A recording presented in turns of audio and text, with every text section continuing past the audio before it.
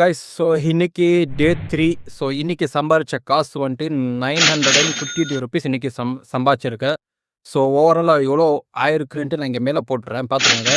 So everyday சம்பாதிக்கிறது calculate பண்ணிட்டு மாத கடைசியில் எவ்வளோ ஆயிருக்கு, ஸோ எவ்வளோ இன்வெஸ்ட் பண்ணியிருக்கு, பாக்கி எவ்வளோ இருக்குது, அது எதில் இன்வெஸ்ட் பண்ண போகிறேன், இதெல்லாம் வந்துட்டு நான் உங்களுக்கு அப்டேட் கொடுக்குறேன். ஸோ இன்றைக்கி பார்த்தாலும் ஸ்டாக் மார்க்கெட் வந்து ரெட்டில் தான் போயிட்டு இருக்குது. So all red.